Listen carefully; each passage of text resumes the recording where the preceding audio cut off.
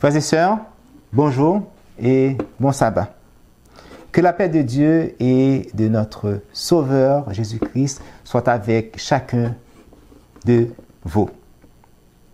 Nous voici de retour sur la série concernant les 7 piliers de la foi adventiste. Dernièrement, nous avons commencé par la non-immortalité de l'âme qui se trouve en 5e position de notre tableau des 7 piliers. Nous aimerions vous rappeler que les 7 piliers de l'adventisme historique sont nos garants contre les faux enseignements. Ce sont des vérités bibliques impopulaires pour l'ensemble du monde chrétien. Cependant, ils ont fait de nous ce que nous sommes. Ils nous identifient qu'étant des adventistes du 7e jour. Aujourd'hui, nous allons nous pencher sur le pilier qui est titré « Les commandements de Dieu » et il se trouve en 3e position de notre graphique. On dit « commandements de Dieu » ou « loi ». Notre message a pour titre « La loi des 10 commandements ». Prions avant de commencer.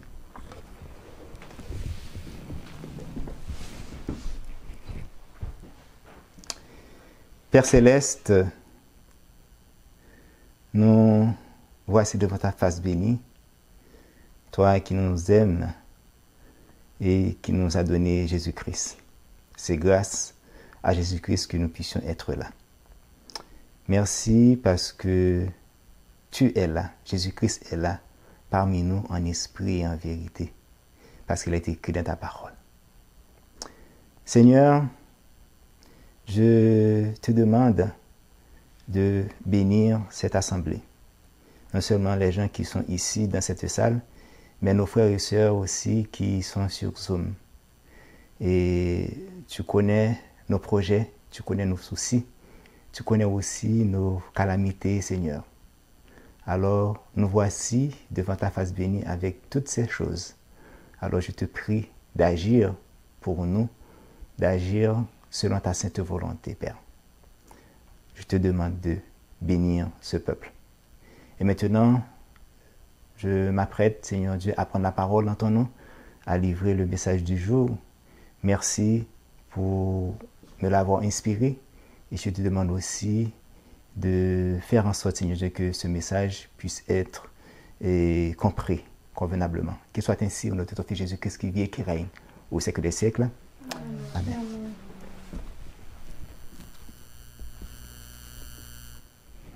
Commençons cette présentation par une question pertinente. Cette question est: quel est le rôle de la loi pour l'humanité et surtout dans la vie des enfants de Dieu? La loi révèle d'abord nos péchés.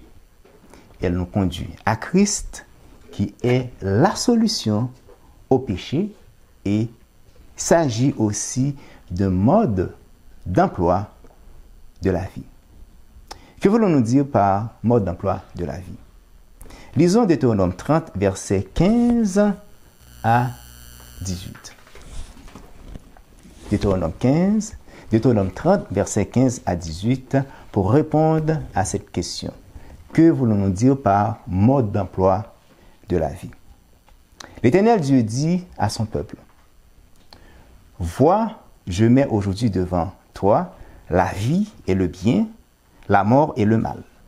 Car je te prescris aujourd'hui d'aimer l'Éternel ton Dieu, de marcher dans ses voies et d'observer ses commandements, ses lois et ses ordonnances, afin que tu vives et que tu multiplies et que l'Éternel ton Dieu te bénisse dans le pays dont tu vas entrer en possession. Verset 17. Mais si ton cœur se détourne, tu n'obéis point, et si tu ne laisses entraîner à te prosterner devant d'autres dieux et à les servir, je vous déclare aujourd'hui que vous périrez, que vous ne prolongerez point vos jours dans le pays dont vous allez entrer en possession après avoir passé le Jourdain. Les enfants d'Israël devait vivre selon les commandements et les ordonnances de Dieu afin de bénéficier pleinement de ses multiples bénédictions. Comment la loi révèle-t-elle notre péché et comment nous conduit-elle à Christ qui est la solution? 1 Jean 3, verset 4 nous dit « Quiconque pêche transgresse la loi et le péché est la transgression de la loi. Ce n'est que par la loi que l'homme peut savoir qu'il a péché. » Romains 7, verset 7, nous le confirme plus clairement. Que dirons-nous donc? La loi est-elle péché? Loin de là. Mais je n'ai connu le péché que par la loi. Car je n'aurais pas connu la convoitise si la loi ne dit « tu ne convoiteras point ». Pour répondre à la dernière question, lisons Galates 3, verset 24. C'était quoi la dernière question? Comment nous conduit-elle à Christ qui est la solution? Comment la loi nous conduit-elle à Christ qui est la solution? Galates 3, verset 24 nous dit « La loi a été comme un pédagogue pour nous conduire à Christ afin que nous fussions justifiés par la foi. » Quand la Bible parle des commandements de Dieu, il est important de signaler que le sabbat du 7e jour y est inclus. Parce qu'il est écrit dans Jacques 2, verset 10, « Car quiconque observe toute la loi, mais pêche contre un seul commandement, devient coupable de tous. » Pour renforcer ce précédent texte de Jacques, Jésus lui-même nous a dit dans Matthieu 5, verset 18, « Je vous le dis en vérité, tant que le ciel et la terre ne passeront point, il ne disparaîtra pas de la loi un seul iota ou un seul trait de lettre jusqu'à ce que tout soit arrivé. » Parole de Jésus, Amen. La loi révèle nos péchés, elle nous conduit à Christ qui lui est la solution, elle est un mode d'emploi de la vie et elle est aussi la base du jugement.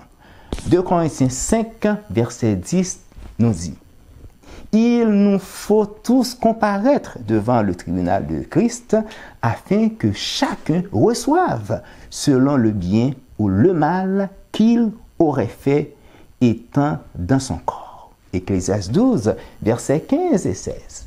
Écoutons la fin du discours. « Crains Dieu et observe ses commandements, c'est là ce que doit tout homme, car Dieu amènera toute œuvre en jugement au sujet de tout ce qui est caché, soit bien, soit mal. » Chacun de ces versets sont clairs et précis, nul besoin d'apporter des commentaires. En amenant ce pilier, la première chose qui me vient à l'esprit, c'est que Satan est en guerre contre ceux qui veulent rester fidèles au commandement de Dieu, qui est le mode d'emploi de la vie de tous les chrétiens. Apocalypse 12, verset 17 nous dit « Le dragon fut irrité contre la femme, et il s'en alla faire la guerre au reste de sa postérité, à ceux qui gardent les commandements de Dieu et qui ont le témoignage de Jésus. » Satan est irrité contre l'Église de Dieu. Il s'en va en guerre contre une minorité qui sont quelques restes. Cette minorité ont deux choses en particulier. Ces deux choses sont les commandements de Dieu et le témoignage de Jésus. En gardant les commandements de Dieu, nous sommes ciblés par Satan. Il veut nous faire la guerre. À la page 102, Conseil sur la conduite sexuelle, l'adultère et le divorce, Sir White nous a dit « Satan poursuit de nos jours le même but. » Satan ne lâche pas, mes frères et sœurs. Cependant, c'est quoi son but? Satan poursuit de nos jours le même but, affaiblir et détruire les observateurs des commandements divins qui vivent à la frontière de la Canaan céleste. C'est maintenant pour Satan le temps d'agir. Il ne lui reste que peu de temps et il mettra en œuvre des moyens considérables pour séduire les enfants de Dieu en exploitant pour cela leur travers de caractère. L'ennemi des âmes ne lâche pas. Il travaille sans relâche pour affaiblir et détruire les observateurs de la loi de Dieu. Dans le pilier de la non-immortalité de l'âme, que nous avons vu dernièrement, nous avons appris qu'il regroupe 5 points des 28 principes fondamentaux de 1989 des adventistes historiques. Le pilier dont nous voyons aujourd'hui, qui est les commandements de Dieu, regroupe 6 des 28 principes fondamentaux. Nous les nommons après. Il y a une chose que je ne vous avais pas mentionnée dans la précédente présentation. Alors, je le fais aujourd'hui. Je l'introduis par une question. Pensez-vous que les différents piliers de l'adventisme moderne sont différents de l'adventisme historique? Vous pouvez répondre. Est-ce que les piliers de l'adventisme moderne sont différents de l'adventisme historique? La réponse à cette question est oui, mes frères et sœurs. De la même façon que les dirigeants de l'adventisme moderne ont changé les 28 principes fondamentaux de 1989, ils ont aussi modifié les 7 piliers de notre foi. Ils ont ajouté les dons spirituels qui ne se trouvent pas dans celui des pionniers. Après cela, ils ont divisé le pilier des 10 commandements de Dieu en 2.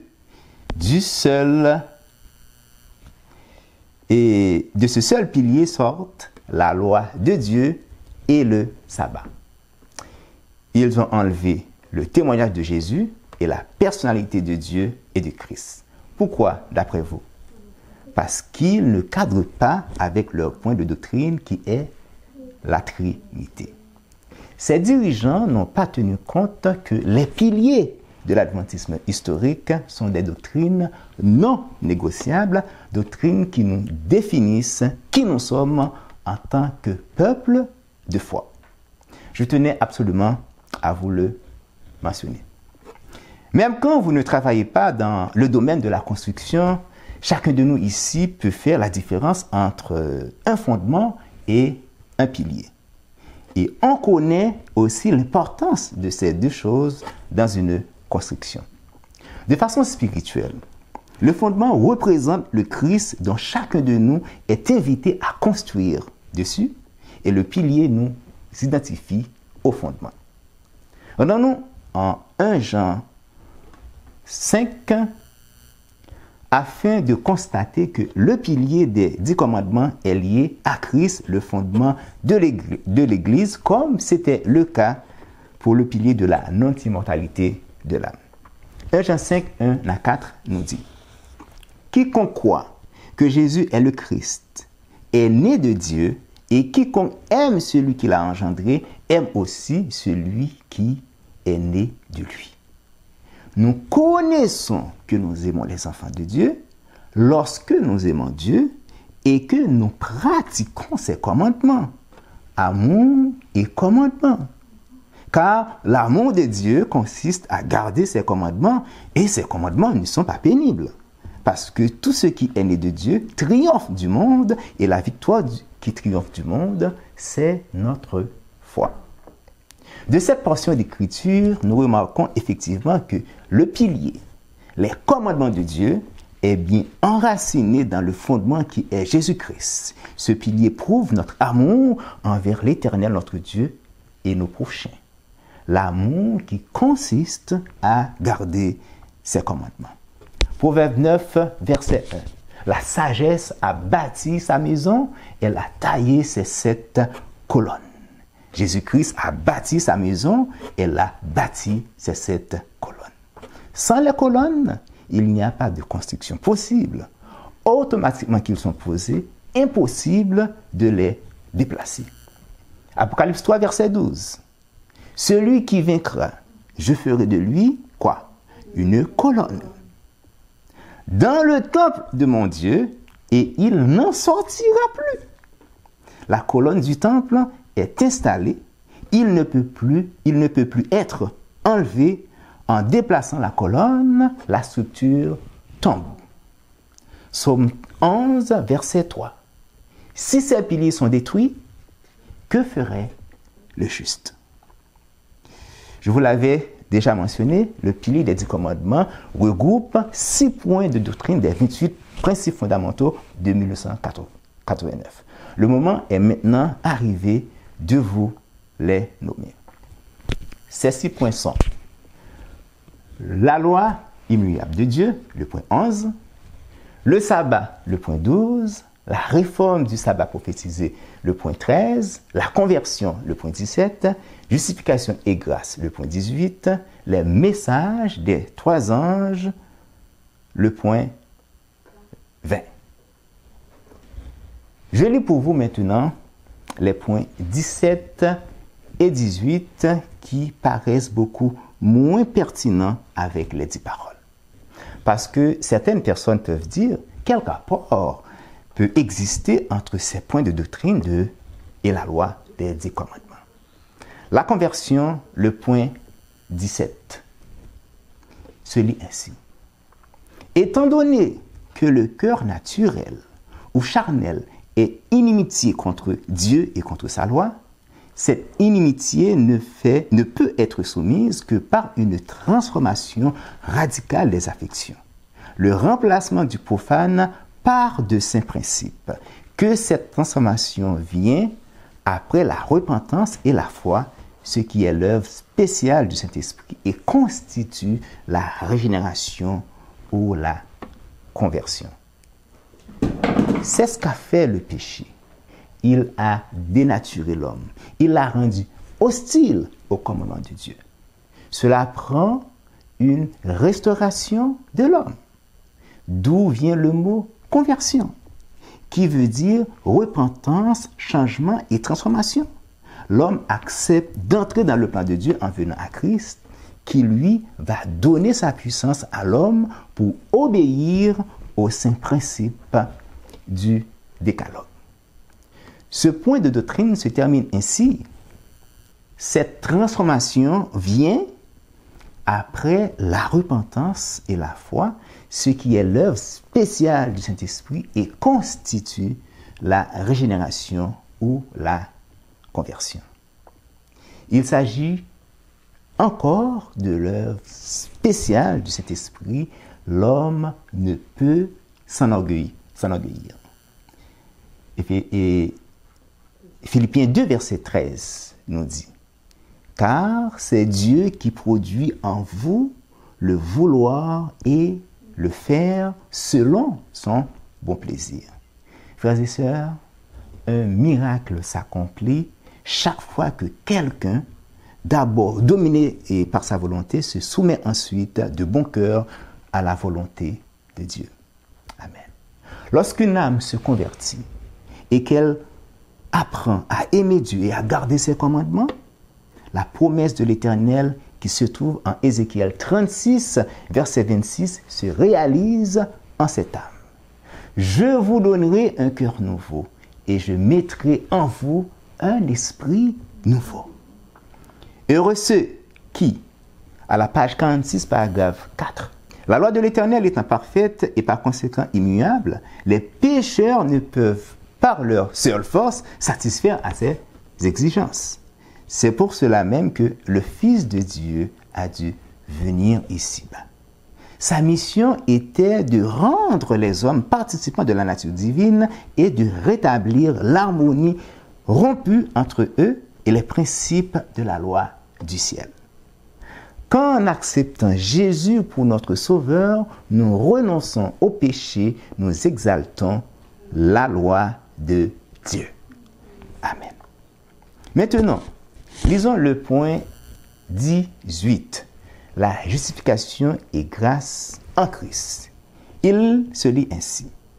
Étant donné que tous ont violé la loi de Dieu et ne peuvent pas de même rendre une obéissance à ses justes exigences, nous sommes dépendants du Christ, premièrement pour la justification de nos offenses passées et deuxièmement pour la grâce par laquelle nous rendrons dans les temps à venir une obéissance acceptable à sa sainte loi.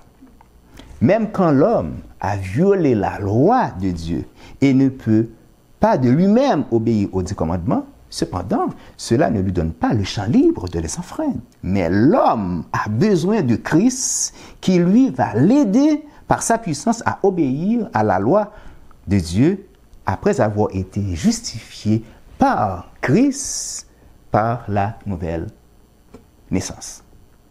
Maintenant, nous allons lire le 11e point. Ce dernier est le point central du regroupement des 6. Il est titré « La loi immuable de Dieu ». Les exigences morales de Dieu sont les mêmes pour tous les hommes dans toutes les dispensations. Que celles-ci sont résumées et connues dans les commandements prononcés par Dieu depuis le Sinaï, lesquels furent gravés sur les tables de pierre et déposés dans l'arche, laquelle fut par conséquent appelée l'arche de l'Alliance au Testament, que cette loi est immuable et perpétuelle, laquelle étant une transcription des tables déposées dans l'arche du véritable sanctuaire, qui est également, pour la même raison, appelée l'arche de l'Alliance de Dieu, car sous le retentissement de la 7e trompette, il nous est dit que le temple de Dieu s'ouvrit dans le ciel et l'arche de son alliance parut dans son temple. Apocalypse 11, verset 19. Dès les premières lignes de notre lecture de ce point de doctrine, nous notons que Dieu ne change pas. Les exigences morales de Dieu sont les mêmes pour tous les hommes de toutes les époques.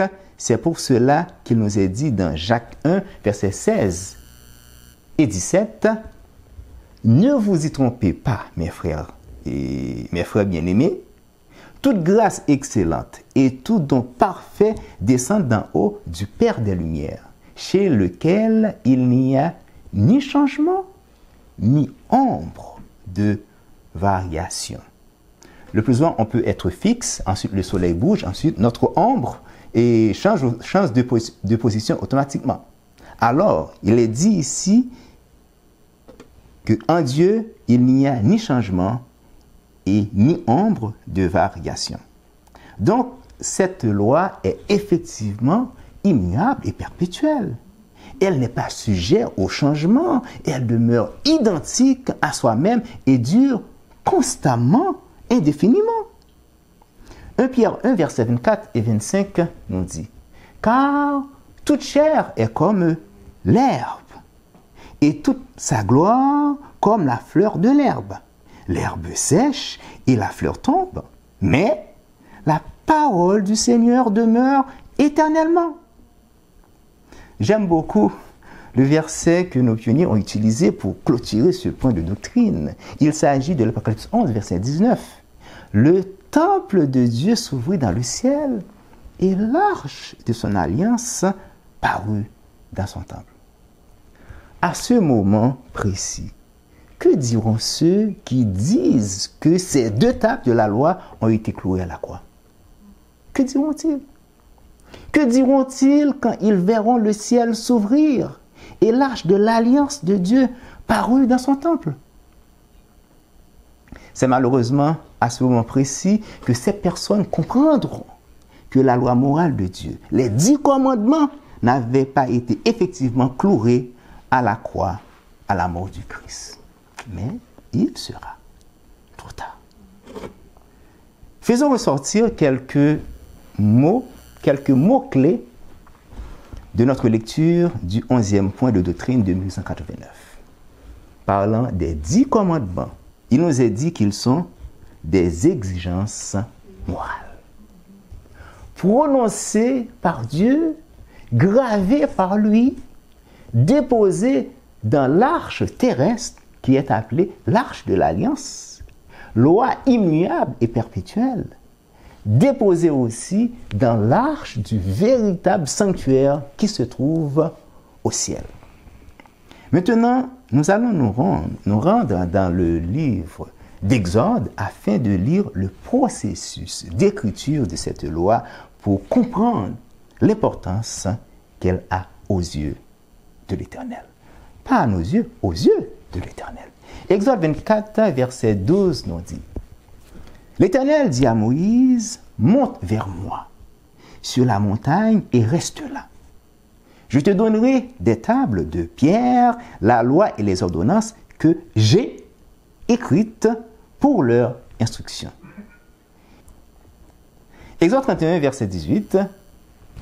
Lorsque l'Éternel eut achevé de parler à Moïse sur la montagne de Sinaï, il lui donna les 2 tables du témoignage, tables de pierre, pas sur des feuilles, sur des bois, tables de pierre écrites du doigt de Dieu.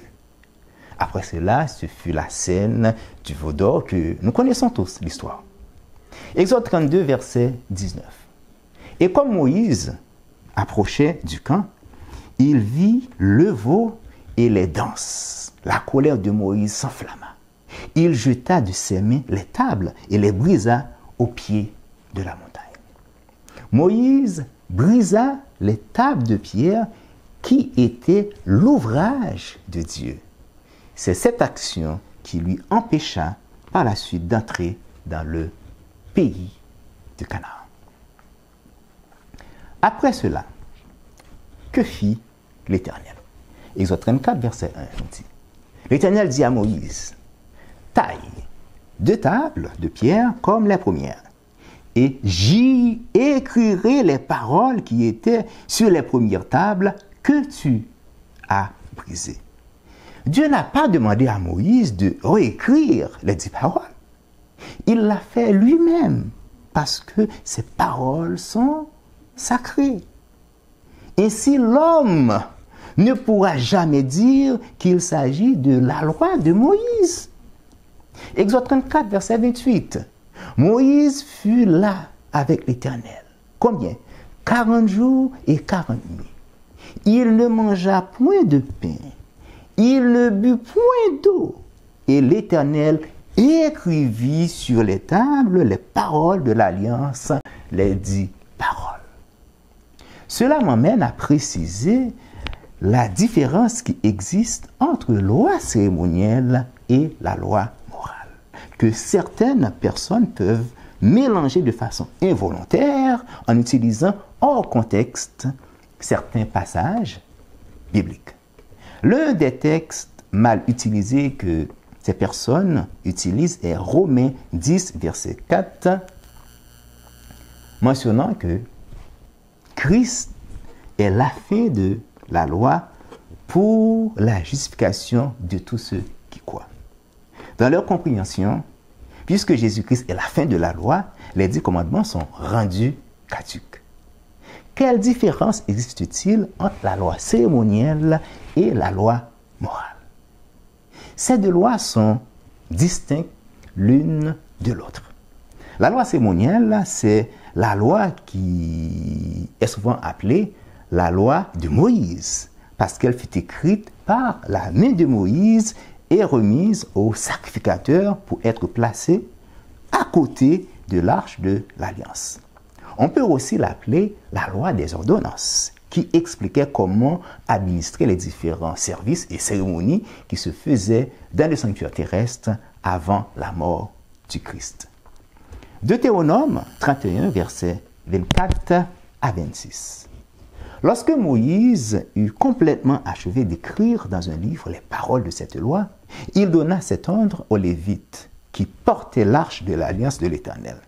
Prenez ce livre de la loi et mettez-le à côté de l'arche de l'alliance de l'Éternel, votre Dieu, et il sera là comme témoin contre toi.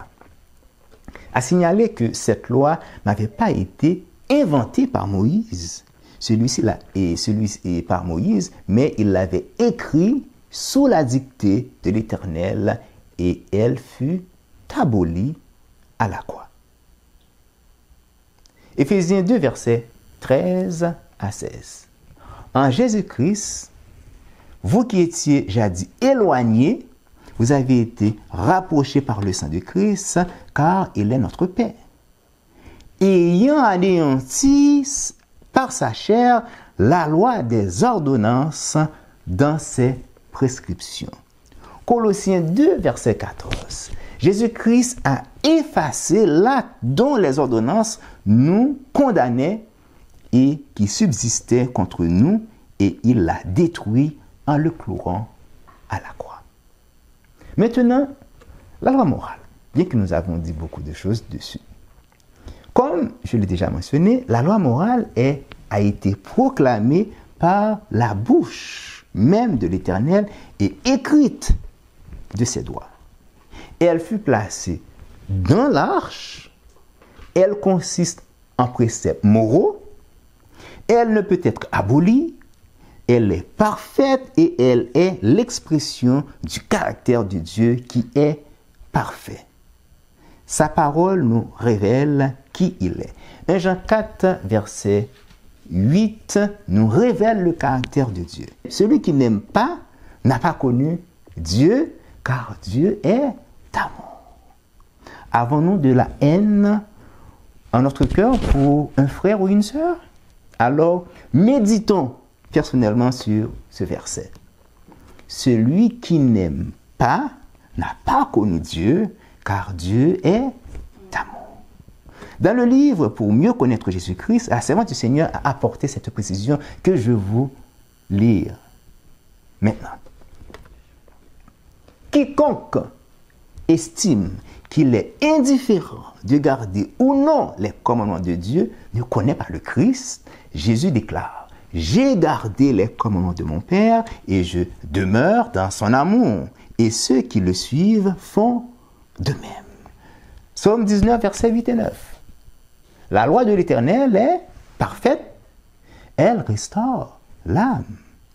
Le témoignage de l'Éternel est véritable. Il rend sage l'ignorant. Avons-nous l'habitude de demander à Dieu sagesse? Alors, commençons par observer les 10 commandements. Les ordonnances de l'Éternel sont droites et elles réjouissent le cœur. Les commandements de l'Éternel sont purs, ils éclairent les yeux. Romains 5, verset 12. La loi, donc, est sainte et le commandement est saint, juste et bon. Les 10 commandements nous aident à comprendre le caractère immuable de Dieu.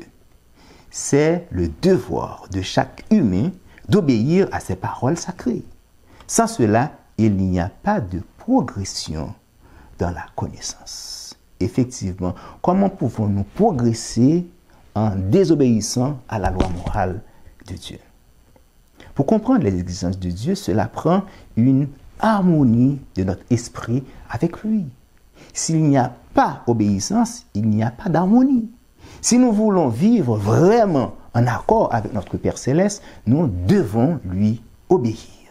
En lui obéissant, cela nous aidera à développer une connaissance expérimentale fondée dans sa parole, qui nous aidera ensuite à mieux comprendre son caractère qui n'a aucun ombre de variation. J'aimerais dédier cette partie à nos frères et sœurs protestants qui pensent sincèrement dans leur cœur que la grâce abolit la loi morale de Dieu. Nous allons lire un texte biblique qui se trouve dans Romains 3. Ce texte est écrit par Paul. Voici comment l'apôtre Paul s'est-il présenté dans le premier chapitre du livre des Romains. Paul, serviteur de Jésus-Christ, appelé à être apôtres, mis à part pour annoncer l'évangile de Dieu qui concerne le Fils de Dieu, Jésus-Christ notre Seigneur, par qui nous avons reçu la grâce et l'apostolat pour amener en son nom à l'obéissance de la foi tous les païens. C'était ça la mission de l'apôtre des païens, amener les païens à l'obéissance de la foi. L'apôtre des païens nous dit en Romains 8, versets 28 à 31. Car nous pensons que l'homme est justifié par la foi sans les œuvres de la loi. C'est ça nous pensons? Ou bien Dieu est-il seulement le Dieu des Juifs? Ne l'est-il pas aussi des païens? Paul répond, oui, il l'est aussi des païens, puisqu'il y a un seul Dieu qui justifiera par la foi les circoncis et par la foi les incirconcis. Verset 31. Anéantissons-nous donc la loi par la foi? Loin de là. Au contraire, nous confirmons la loi. Voyons-nous en l'apôtre des païens, un légaliste, pour avoir confirmé la loi et non l'abroger ou l'annuler? La grâce abolit-elle la loi? C'est à nous, les chrétiens, de répondre individuellement à ces questions. Rappelez-vous seulement qu'il est dit dans Romains 7, verset 7, « La loi est sainte et le commandement est saint, juste et bon. » Et Dietrich et Bonhoeffer, je m'excuse parce que moi je ne parle pas l'allemand, qui est un pasteur luthérien et théologien qui est mort dans un camp de concentration de Flossenburg en Allemagne, a déclaré ceci de la loi des 10 commandements à la page 91 de son livre titré Le prix de la grâce. Et cette loi est la loi de l'ancienne alliance. Ce n'est pas une nouvelle loi, mais l'unique et antique loi. Celle qui fut indiquée au jeune homme riche et au docteur de la loi, tentateur, comme étant la volonté évidente de Dieu.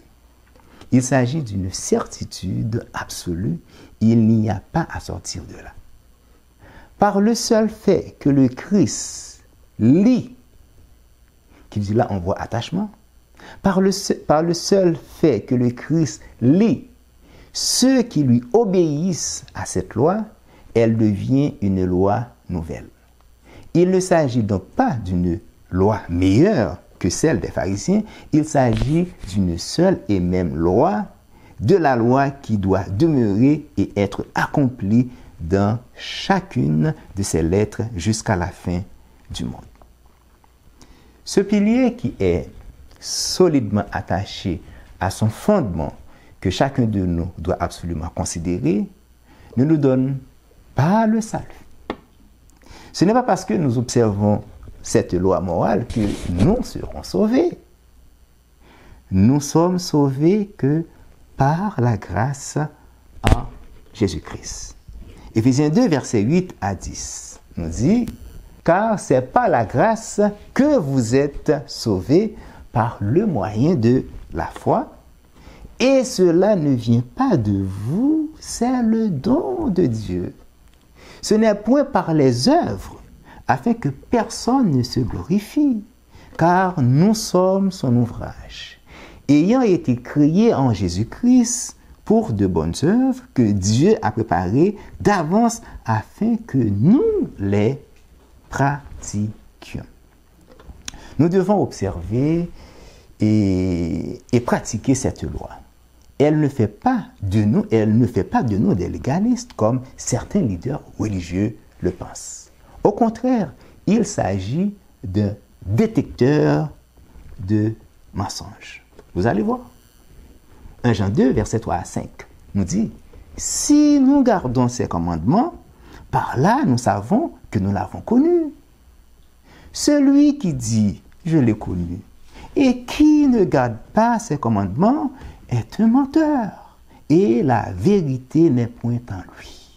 Mais celui qui garde sa parole, l'amour de Dieu est véritablement parfait en lui. Par là, nous savons que nous sommes en lui. Celui qui dit qu'il demeure en lui doit marcher aussi comme il a marché lui-même.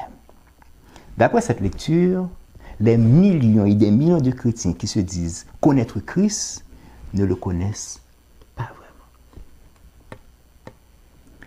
Parce qu'ils refusent de garder les 10 commandements de Dieu. Pas 9, 10. La parole inspirée les considère comme des menteurs. Ils ne sont pas dans la vérité et la vérité n'est point dans nous. Méfiez-vous. Le salut est accordé à celui dont le caractère est en harmonie avec la loi divine. Matthieu 7, verset 21 nous le dit.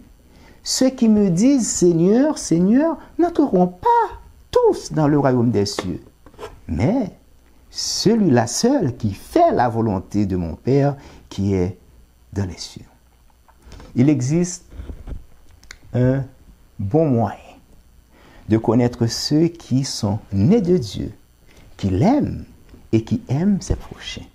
Ces gens seront victorieux du monde. 1 Jean 5, 1 à 4.